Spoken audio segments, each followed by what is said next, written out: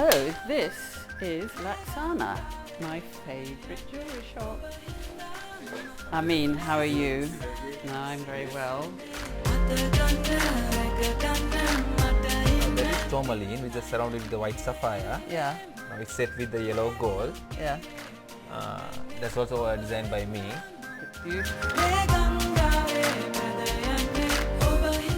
It's innovative and it's a one-off, so you're not going to find it anywhere else. And it's just fun coming in here and saying, okay, I mean, I want, you know, a bit of that ring, a bit of that ring, a bit of this. I've seen something in a magazine, and he puts it together and draws it. And then we play like this. And I mean, just look at that. I mean, isn't that fun? That's all sapphires. I mean, I would just like to put glue on a piece of board and have all those stuck on it. I mean, how cool is that?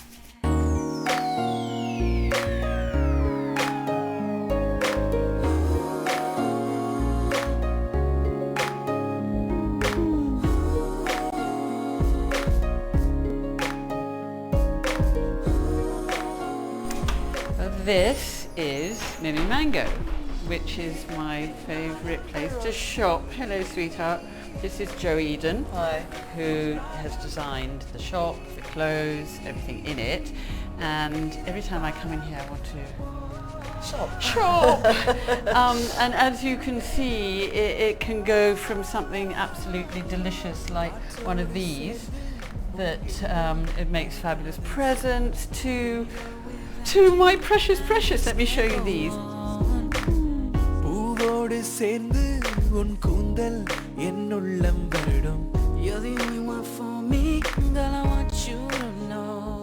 One I've been producing for the last 5 or 6 years now is this dress, which is the genius dress, which we call the Uma dress, named after Uma Thurman because I always think she looked fabulous in it. Yeah. And just churn that out in lots of different colours every season.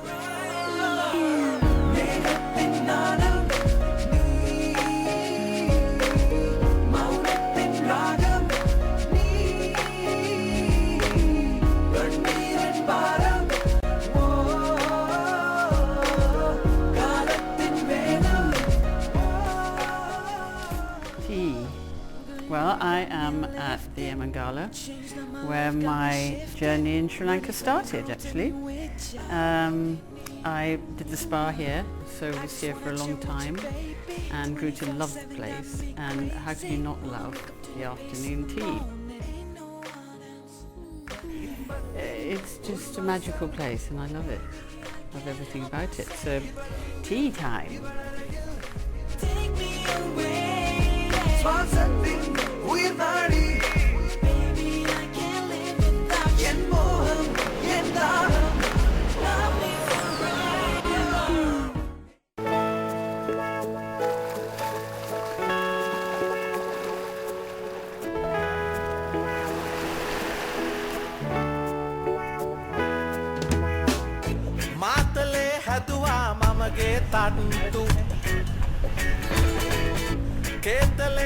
Mirisa is way down south of the country, and this part of the area is where whales in fact migrate from wherever they live to another place, and Mirisa happens to be spot on it. It has become more and more popular over the last half a dozen years. It is now a business for a lot of tourists who come. This is a must-see adventure, and today we will see a lot of whales and maybe some dolphins en route and God knows what else, but we'll keep an eye out and see what we can see. Wow, look at that. Whale watching, like I said, is become a business for a lot of folks. The Navy has chartered boats that come out for folks to come and watch it, but they take an awful lot of people together at once. Coming on a private boat is much better, smaller groups. You pick your time as to when you want to leave, when you want to come. It costs a little bit more, but it's well worth it because you actually see a lot of whales. For me, that's the only way to do it. See the color change in the water? Look ahead. Way ahead. You can see a light blue. He's coming up. It's just unbelievable. It's because it's this huge mountain coming towards you, and it's like nothing you've ever seen before. It's a novelty here because when we had a civil war, so people are not allowed to venture out, and only the fisher folk actually got to see the whales. Now, normal people, tourists, people who come here actually come out and see for themselves the wildlife that is in and around Sri Lanka. So it's amazing. It's nothing like you've ever seen. The hardest part is the first time when you see it, you realize how insignificantly small you are compared to this sea creature.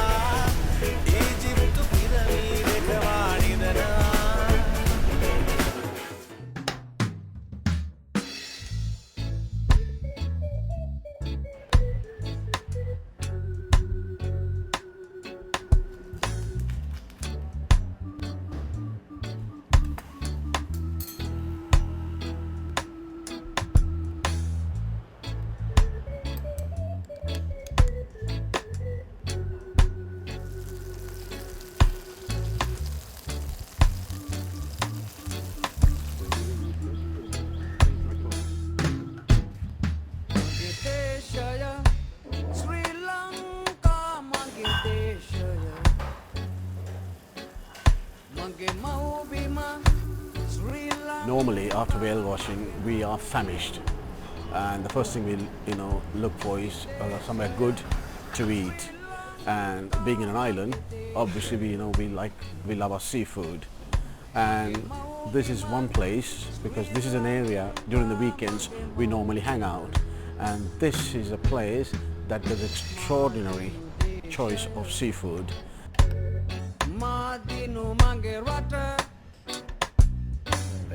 Thank you very much. Well, these oysters are absolutely beautiful.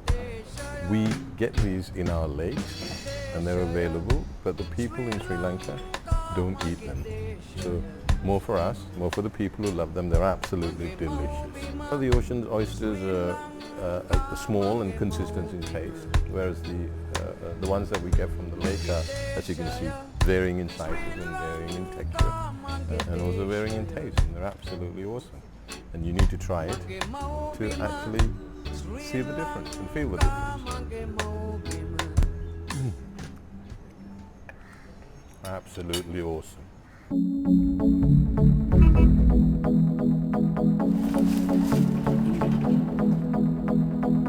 We are in the heart of Ceylon tea country in the center at an altitude of around 4,000 and 4,500 feet.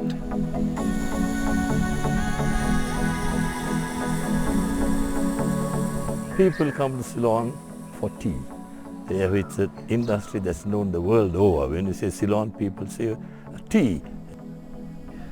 And what this Ceylon Tea Trails is about is we've converted 4 traditional 100-year-old tea estate managers' bungalows into luxury lodges, and you've got 4 bungalows between 2 and 15 kilometers apart.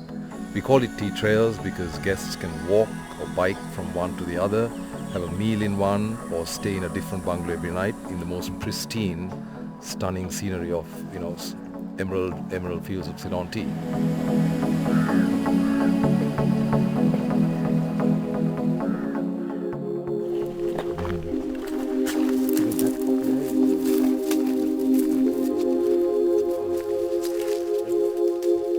We are now on a Dilma high-grown estate called Dunkeld.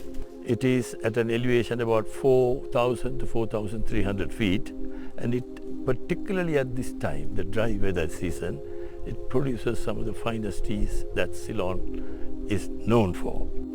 Some of these bushes are as much as 50 years old, and they flush, that is, produce the 2 leaves and the bud. That is what these pickers are picking, which can never be replicated by a machine. And the tea that they pick here, an average plucker would pick 18 to 20 kilos. And we only pluck 2 leaves and a bud, as you can see here, where the flavor is concentrated and loaded with antioxidants. and we manufacture speedily.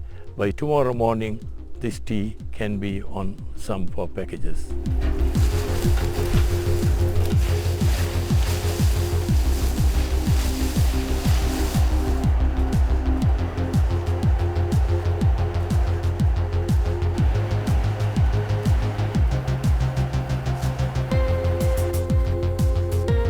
We have now reached the last chapter in the story of tea. Ceylon, a small country, tea, a single plant, can produce a variety of tastes in strength, character and flavors, just like wine.